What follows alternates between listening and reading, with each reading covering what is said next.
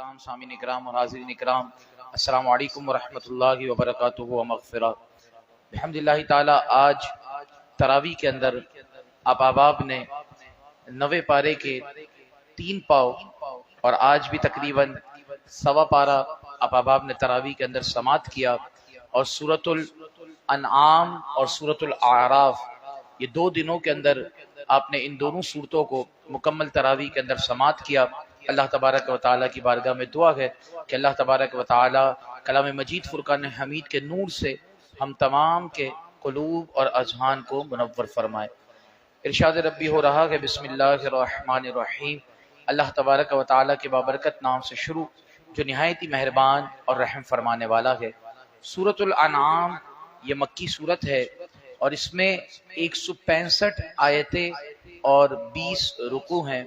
الحمدللہ الذی خلق السماوات والارض، سب تعریفیں اس کے لیے اور اس اللہ کے لیے جس نے آسمانوں اور زمینوں کو پیدا فرمایا، وجعل الظلمات والنور، اور تاریکیوں اور نور کو پیدا فرمایا، ثم الذین کفروا بربہم، اور پھر جنہوں نے اپنے رب کے ساتھ کفر کیا، بربہم یعدلون، کہ وہ دوسروں کو اپنے رب کے ساتھ برابر کرتے ہیں، اپنے رب کے ساتھ شریک ٹھہراتے ہیں۔ اس کے بعد اللہ تبارک و تعالیٰ نے ایسوں کے متعلق آگے ارشاد فرمایا کہ کل سیروا فی الارض، اے محبوب آپ فرما دیجئے کہ زمین میں چل پھر کر دیکھو، زمین میں گھوم کر دیکھو، ثم انظروا، اور پھر دیکھو، کل سیروا فی الارض زمین میں چلو، ثم انظروا، اور پھر دیکھو، کیف کان عاقبۃ المکذبین، کہ ہم نے جھٹلانے والوں کا اور ہمارا انکار کرنے والوں کا کیا انجام کیا اور ان کے ساتھ کیا معاملات اختیار کیے گئے۔ اس کے بعد اللہ تبارک و تعالیٰ نے سورۃ الانعام کے آگے چل کر اللہ تبارک و تعالیٰ نے حضرت ابراہیم علی نبینا وعلیہ الصلوۃ والسلام کے واقعے کو ذکر فرمایا اور ارشاد فرمایا کہ وَإِذْ قَالَ إِبْرَاهِيمُ، ارے محبوب یاد کیجئے جب حضرت ابراہیم نے لِأَبِيهِ اپنے چچا آزر سے کہا، أَتَتَّخِذُ أَصْنَامًا آلِهَةً، کہ کیا تم بتوں کو معبود بناتے ہو، کیا تم بتوں کی پوجا کرتے ہو، انی اراکا، بے شک میں دیکھتا ہوں تمہیں، وقومک، اور میری قوم کو اور تیری قوم کو، فی ضلال مبین، کھلی گمراہی کے اندر، وکذالک نری ابراہیم ملکوت السماوات والارض، اور اسی طرح ہم نے دکھائی ابراہیم کو کل مخلوقات اور ساری بادشاہی آسمانوں میں اور زمین میں، وَلِيَكُونَ مِنَ الْمُوقِنِينَ، اس لیے کہ وہ علم الیقین کے ساتھ عین الیقین والوں میں سے بھی ہو جائے۔ فلما جن علیہ اللیل رأى کوکبا، اور پھر جب رات کی تاریکی ان پر چھا گئی تو انہوں نے ایک ستارہ دیکھا، تو حضرت ابراہیم نے کہا، قال ھذا ربی، کہا کہ یہ میرا رب ہے، یعنی تم ستاروں کی پوجا کرتے ہو، چاند کی پوجا کرتے ہو، سورج کی پوجا کرتے ہو، کہا کہ یہ میرا رب ہے۔ فلما افلا، پھر جب وہ ستارہ ڈوب گیا، قال لا احب الآفلین، فرمایا کہ مجھے ڈوب جانے والے پسند نہیں آتے، میں ڈوب جانے والوں کو پسند نہیں کرتا۔ فلما رأى القمر، اور پھر جب انہوں نے چاند دیکھا، بازغا، چمکتا ہوا، قال ھذا ربی، کہا اس کو میرا رب بتلاتے ہو، اس کی عبادت کرتے ہو۔ فلما افلا، پھر جب وہ بھی غائب ہو گیا، قال لئن لم يهدني ربی، فرمایا کہ اگر مجھے میرا رب ہدایت نہ دیتا، لأکونن من القوم الضالین، تو میں ضرور گمراہ ہونے والی قوم میں سے ہو جاتا۔ فلما رأى الشمس بازغة، اور پھر جب سورج کو جگمگاتا دیکھا، قال ھذا ربی ھذا اکبر، فرمایا اس کو میرا رب بتاتے ہو، یہ تو بہت بڑا ہے۔ فلما افلت، پھر جب وہ بھی چھپ گیا، وہ بھی ڈوب گیا، قال یا قومی، کہا اے میری قوم، انی بریء مما تشرکون، میں ان چیزوں سے جنہیں تم اللہ کا شریک ٹھہراتے ہو میں اس سے بیزار ہوں۔ انی وجہت وجہی للذی فطر السماوات والارض، اور بے شک میں نے اپنا رخ اور اپنا چہرہ اس کی طرف کر لیا ہے جس نے آسمانوں اور زمینوں کو پیدا کیا، وما انا من المشرکین، اور میں شرک کرنے والوں میں سے نہیں ہوں۔ اس کے بعد اللہ تبارک و تعالی نے آگے ارشاد فرمایا، ان اللہ فالق الحب والنوا، بے شک اللہ ہے پھاڑنے والا ہے دانے اور گٹلی کو، یعنی دانے میں سے بھی جو پھل پھوٹ کے نکلتا ہے یا گٹلی میں سے جو پھل پھوٹ کے نکلتا ہے، ان تمام کا کرنے والا وہ اللہ تبارک و تعالیٰ کی ذات مبارکہ ہے۔ یخرج الحی من المیت، نکالتا ہے زندہ کو مردے سے، ومخرج المیت من الحی، اور نکالنے والا ہے مردے کو زندہ سے۔ ذالکم اللہ فانا تؤفکون، تو یہ اللہ کی شان ہے، تم کہاں بھٹکتے پھر رہے ہو۔ اس کے بعد آگے اللہ تبارک و تعالیٰ نے 7ویں پارے کے اختتام تک اپنی ان کہہ لیجیے کہ نشانیوں کا اور اپنی قدرتوں کا بیان فرمایا، اور اس کے بعد اللہ تبارک و تعالیٰ نے 8ویں پارے کی ابتدا ہوئی، اور 8ویں پارے کی ابتدائی چند رکوعوں کے بعد اللہ تبارک و تعالیٰ نے یہ ارشاد فرمایا کہ قل لا اجد فیما اوحی الی محرما علی طاعم الا ان یکون میتۃ، کہ فرما دیجئے میں نہیں پاتا اس وحی میں جو میری طرف کی گئی کہ کسی کھانے والے پر کوئی حرام کی ہوئی چیز جسے وہ کھاتا ہو، الا ان یکون میتۃ، مگر یہ کہ وہ مردار ہو، او دم مسفوحا، یا رگوں سے بہتا ہوا خون ہو، او لحم خنزیر، یا خنزیر کا گوشت ہو، فإنہ رجس، تو بے شک وہ نجاست ہے، او فسقا احل لغیر اللہ بھی، یا ذبح کے وقت جس جانور پر غیر اللہ کا نام پکارا جائے وہ جانور کھانا حرام ہے۔ فمن اضطر غیر باغ ولا عاد فإن ربک غفور رحیم، تو پھر جو بے اختیار ہو جائے، نہ وہ سرکشی کرنے والا ہو اور نہ حد سے بڑھنے والا ہو، تو بے شک آپ کا رب بہت بخشنے والا اور بے حد رحم فرمانے والا ہے۔ یعنی جس پر ایسا وقت آ جائے کہ اس کے لیے مجبوری ہو، تو پھر وہ اس مجبوری کی حالت میں حرام کھانے کی طرف ہاتھ بڑھا سکتا ہے، لیکن اس میں بھی یہ قید ہے کہ اس میں حد سے بڑھنے والا نہ ہو، بلکہ اس قدر لے کہ جس قدر اسے زندگی بچانے کے لیے ضروری ہے، اس سے زیادہ کی اس حالت میں بھی اجازت نہیں۔ پھر اللہ تبارک و تعالیٰ نے فرمایا قل تعالوا اتل ما حرم ربکم علیکم اللہ تشرکوا بہ شیئا، فرمائیے آؤ میں تمہیں پڑھ کر سناتا ہوں جو کچھ تمہارے رب نے تم پر حرام کیا۔ اس میں سے حرام کی ہوئی چیزیں کیا ہیں کہ تم اس کا شریک نہ کرو، اس کے ساتھ کسی کا شرک نہ کرو، اس کے ساتھ کسی کو شریک نہ ٹھہراؤ، وبالوالدین احسانا، اور ماں باپ کے ساتھ بھلائی کرو، ماں باپ کے ساتھ احسان کرو، ماں باپ کے ساتھ ان کی فرما برداری کرو، ولا تقتلوا اولادکم من املاق، اور اپنی اولاد کو قتل نہ کرو تنگ دستی کا سوچ کر، تنگ دستی کے بارے میں سوچ کر، رزق کی کمی کا سوچ کر اپنی اولاد کو قتل نہ کرو، نحن نرزقکم، ہم تمہیں بھی رزق دیں گے، وإیاہم، اور ہم انہیں بھی رزق دیں گے۔ تو کبھی اس ذہن کے ساتھ کہ اگر میرے کئی بچے ہو گئے تو ان کو میں پالوں گا کیسے، ان کے ساتھ کیا معاملہ ہوگا، فرمایا اگر اس ڈر سے کوئی اپنی اولاد کو قتل کرتا ہے تو یہ چیز حرام ہے، اور اللہ تبارک و تعالیٰ نے کلام مجید فرقان حمید کے اندر اس چیز کے لیے منع فرمایا ہے، اور فرمایا نحن نرزقکم، ہم تمہیں بھی رزق دے رہے ہیں، وإیاہم، اور ہم انہیں بھی رزق دیں گے، ولا تقربوا الفواحش ما ظہر منها، اور بے حیائی کے کاموں کے قریب نہ جاؤ جو ان میں سے ظاہر ہیں، وما بطن، اور جو چھپے ہوئے ہیں ان کے بھی قریب نہ جاؤ، ولا تقتلوا النفس التي حرم اللہ الا بالحق، اور نہ قتل کرو اس جان کو جسے اللہ نے حرام کیا مگر حق کے ساتھ، ذالکم وصاکم بہ لعلکم تعقلون، یہی وہ کام ہیں جنہیں اللہ نے تمہیں حکم دیا ہے تاکہ تم اس کے بارے میں سمجھ رکھو، ولا تقربوا مال الیتیم، اور یتیم کے مال کے قریب نہ جاؤ، الا باللتی ہی احسن، لیکن ایسے طریقے سے جو بہت اچھا ہو، یعنی یتیم کے مال کا خیال رکھو، اس کے اندر بےمانی نہ ہو، اس کے اندر کسی قسم کا کہہ لیجئے کہ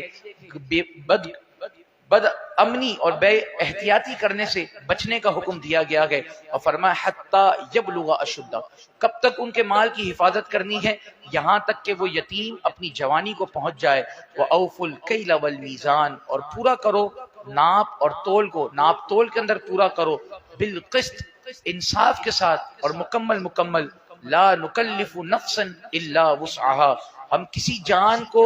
تکلیف نہیں دیتے، ہم کسی جان کو مشقت میں نہیں ڈالتے مگر اس کی طاقت کے موافق، اس کی طاقت کے برابر، وَإِذَا قُلْتُمْ فَاعْدِلُوا، اور جب کوئی بات کرو تو حق کی بات کرو، سچ کی بات کرو، وَلَوْ كَانَ ذَا قُرْبَى، اگرچہ تمہارا کوئی قریبی رشتہ داری کیوں نہ ہو۔ یہاں اللہ تبارک و تعالیٰ نے یہ بات بھی ارشاد فرمائی کہ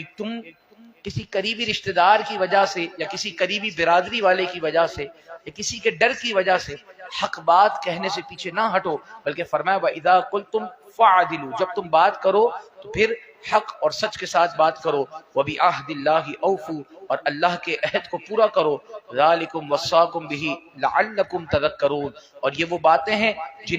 جنہیں تمہیں حکم دیا جاتا ہے اس لیے تاکہ تم نصیحت قبول کرو۔ اس کے بعد اللہ تبارک و تعالیٰ نے سورۃ الاعراف کی ابتدا ہو رہی ہے، اور سورۃ الاعراف یہ مکی سورت ہے، اس میں 206 آیتیں اور 24 رکوع ہیں۔ ارشاد ربی ہو رہا ہے الف لام میم صاد، یہ حروف مقطعات میں سے ہیں اور ان کے معنی اللہ اور اس کے بتلائے سے اس کے پیارے محبوب علیہ الصلوۃ والسلام بہتر جانتے ہیں۔ اس کے بعد اللہ تبارک و تعالیٰ نے ارشاد فرمایا کہ بے شک وَلَقَدْ خَلَقْنَاكُمْ ثُمَّ صَوَّرْنَاكُمْ، بے شک ہم نے تمہیں پیدا کیا اور پھر تمہاری صورت بنائی، ثُمَّ قُلْنَا، اور پھر ہم نے فرشتوں سے کہا، لِلْمَلَائِكَةِ، ہم نے فرشتوں سے کہا، اسجدوا لآدم، آدم کو سجدہ کرو، فسجدوا، تو تمام کے تمام فرشتے سجدے میں گر گئے، الا ابلیس، مگر ابلیس نے حضرت آدم علیہ السلام کو سجدہ نہ کیا، لم یکن من الساجدین، وہ سجدہ کرنے والوں میں سے نہ ہوا۔ اللہ تبارک و تعالیٰ نے اس سے استفسار کیا، قال ما منعک، فرمایا گیا کہ تجھے کس چیز نے اس بات سے روکا، اللہ تسجدہ، کہ تو سجدہ کرے، اذ امرتک، جب ہمارا حکم تھا، یعنی جب ہم نے تجھے حکم دیا اس کے باوجود تجھے سجدہ کرنے سے کس چیز نے روکا، قال انا خیر من، اس نے کہا کہ میں اس سے بہتر ہوں، یعنی اس نے اپنے گمان کے اندر یہ بات سوچی کہ میں حضرت آدم علیہ السلام سے بہتر ہوں۔ اس نے کہا خلقتنی من نار، مجھے آگ سے پیدا کیا گیا ہے، وخلقتہ من طین، اور انہیں مٹی سے بنایا گیا ہے، تو میں اس لیے بہتر ہوں کہ میں آگ سے بنایا گیا ہوں۔ مفسرین فرماتے ہیں کہ یہاں پر اس کا یہ گمان کرنا اور یہ سوچ رکھنا بھی غلط ہے، کیونکہ آگ جو ہے اس کے اندر اگر کسی چیز کو ڈالا جائے تو اسے تہس نہس کر دیتی ہے، اسے تباہ و برباد کر دیتی ہے، لیکن اگر مٹی کے اندر کسی چیز کو ڈالا جائے، خزانے کو ڈالا جائے، وہ اسے محفوظ کر لے گی، کسی دانے کو ڈالا جائے، کسی پل کہہ لیجئے کہ گٹھلی کو ڈالا جائے، وہ اس کو محفوظ کر کر اس کو ایک پودے اور ایک درخت کی شکل دے دے گی۔ تو فرمایا اس کا یہ گمان کرنا بھی غلط تھا کہ میں افضل ہوں، فرمایا کہ آگ سے بھلے بنایا گیا، لیکن اس کا یہ گمان کرنا، اس کی یہ سوچ رکھنا، اس کے اپنے تہیں وہ تمام معاملات غلط تھے۔ پھر اللہ تبارک و تعالیٰ کی بارگاہ میں اس نے یہ التجا کی کہ الہ العالمین مجھے تھوڑی مہلت عطا فرما۔ اللہ تبارک و تعالیٰ نے اسے مہلت عطا فرمائی۔ اب جب اس نے مہلت مانگ لی، جب اسے پتہ چل گیا کہ مجھے مہلت مل گئی ہے، تو اب اس نے اللہ تبارک و تعالیٰ کی بارگاہ میں چیلنج کیا کہ ثم لآتینہم من بین ایدیہم ومن خلفہم وعن ایمانہم وعن شمائلہم، کہ فرمایا میں تیرے نیک بندوں کے پاس تیری نیک بندوں کی راہ میں بیٹھوں گا، اور ان کے پاس، ان کے آگے، ان کے پیچھے، ان کے دائیں اور ان کے بائیں سے آؤں گا، اور تو ان میں سے ولا تجد اکثرهم شاکرین، اور تو ان میں سے اکثر کو شکر گزار نہ پائے گا، اکثر کو اپنا شکر گزار بندہ نہ پائے گا۔ اللہ تبارک و تعالیٰ نے اس کو فرمایا کہ تو یہاں سے نکل جا، قال اخرج منها مذءوما مدحورا، فرمایا کہ یہاں سے نکل جا مردود ہو کر، بدحال ہو کر، لمن تبعک منہم لأملأن جہنم منکم اجمعین، فرمایا کہ جو تجھ میں سے جو کوئی بھی تیرے پیچھے چلا، جس کسی نے بھی تیری پیروی کی، تو ضرور بھی ضرور میں تیرے ساتھ اسے بھی جہنم کے اندر بھر دوں گا۔ یہاں مفسرین نے بڑی پیاری بات ارشاد فرمائی کہ فرمایا کہ انسان، اسے یہ بات پتہ ہو بلا تشبیہ بلا مثال کہ اگر ایک شخص کے بارے میں یہ بات پتہ ہو کہ یہ ہمارا خیر خواہ نہیں،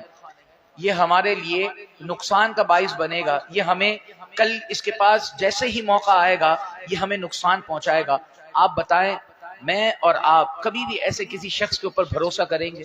چاہے وہ کتنی قسمیں کیوں نہ کھا لے، کتنی بڑی بڑی باتیں کیوں نہ کر لے۔ تو بلا تشبیہ بلا مثال شیطان نے بھی اللہ تبارک و تعالیٰ کی بارگاہ میں اسی طرح کا کام کیا ہے کہ ہم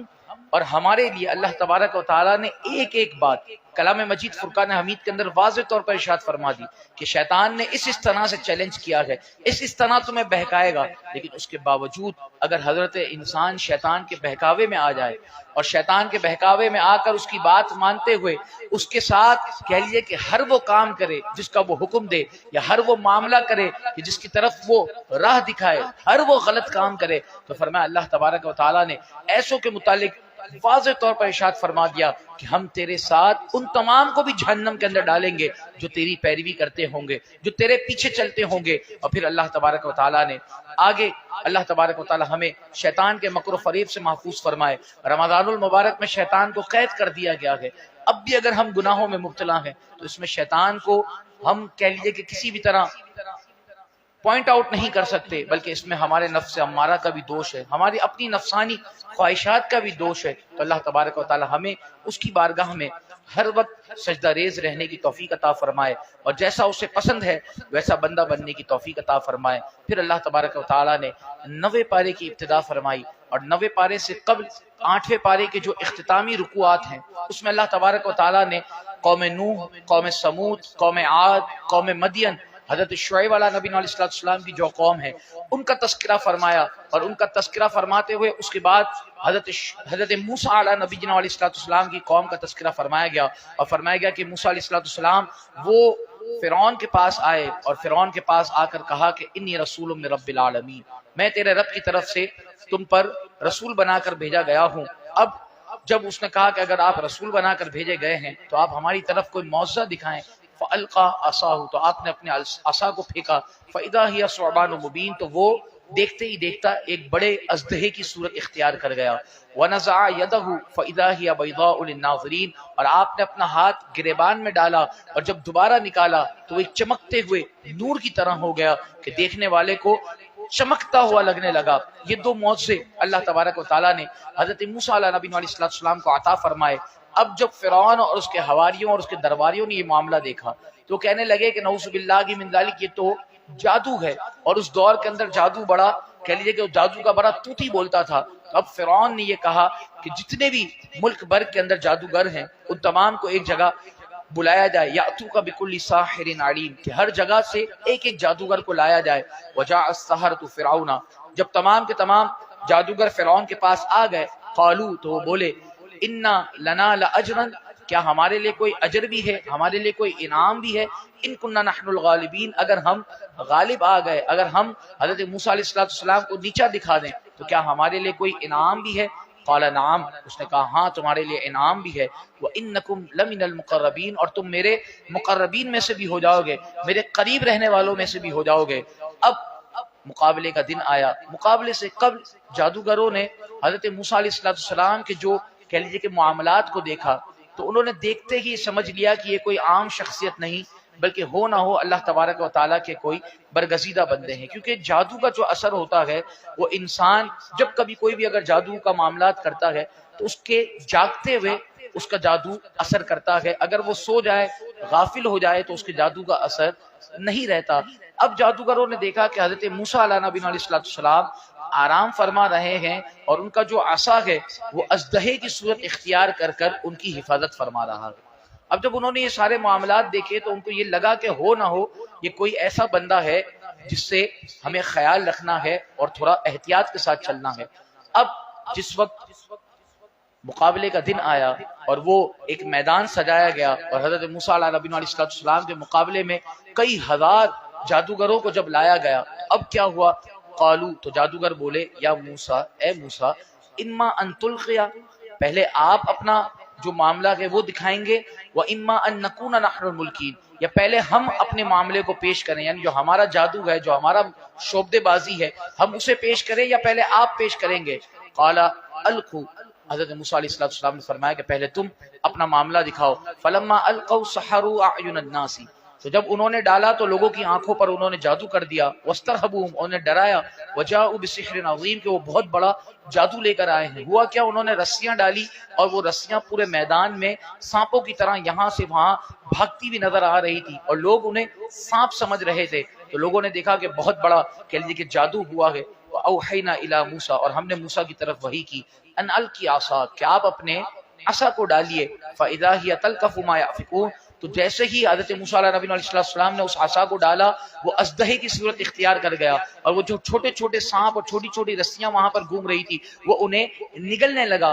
فوقع الحق وبطل ما كانوا يعملون، تو حق کا غلبہ ثابت ہوا اور باطل جو جادو کرتے تھے وہ باطل ہو کر رہ گیا. فغلبوا هنالک وانقلبوا صاغرین، تو فرعون اور اس کے ساتھی یہاں مغلوب ہو گئے اور ذلیل و خوار ہو کر لوٹے. اور اب کیا ہوا؟ وَأُلْقِيَ السَّحَرَةُ ساجدین، اور جادوگر فوراً سجدے میں گر پڑے. کیونکہ آپ نے سماعت کیا کہ وہ پہلے ہی دیکھ چکے تھے کہ حضرت موسیٰ علیہ نبینا علیہ السلام کا اس طرح کا معاملہ ہے کہ سوتے میں بھی ان کا جادو، ان کی نظر میں جو جادو تھا، جو معجزہ تھا، وہ ان کی حفاظت کر رہا تھا. تو فرمایا کہ اب جیسے ہی انہوں نے دیکھا کہ حضرت موسیٰ علیہ نبینا علیہ السلام نے اپنا عصا ڈالا اور وہ عصا ہمارے تمام چیزوں کو یکدم ایک ساتھ ختم کر گیا، تو اب وہ تمام کے تمام جادوگر، کیونکہ وہ پہلے بھی دیکھ چکے تھے اور اب ان کے لیے ایک اور دلیل سامنے آ گئی. تو جیسے ہی حضرت موسیٰ علیہ نبینا علیہ السلام غالب ہوئے، وَأُلْقِيَ السَّحَرَةُ ساجدین، تو تمام کے تمام جادوگر وہ سجدے کے اندر گر گئے. اب مفسرین نے یہاں پر بڑی پیاری بات ارشاد فرمائی کہ فرمایا کہ جادوگروں کو جو ایمان کی دولت نصیب ہوئی ہے نا، وہ صرف اور صرف ایک وجہ سے ہوئی ہے. اس کی وجہ کیا تھی کہ فرمایا جو پیچھے ارشاد فرمایا گیا نا، قالوا یا موسیٰ، جب انہوں نے اجازت طلب کی کہ اے موسیٰ، اما ان تلقیا، پہلے آپ ڈالیں گے، و اما ان نکون نحن الملکین، یا ہم پہلے ڈالنے والوں میں سے ہو جائے. فرمایا کہ اللہ کے پیارے کی، اللہ کے نبی کا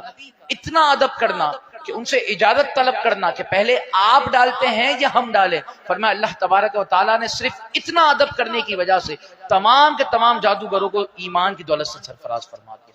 فرمایا وَأُلْقِيَ السَّحَرَةُ ساجدین، کہ تمام کے تمام جادوگر وہ فوراً سے سجدے میں گر گئے. قالوا آمنا، اور بولے آمنا، ہم ایمان لائے، برب العالمین،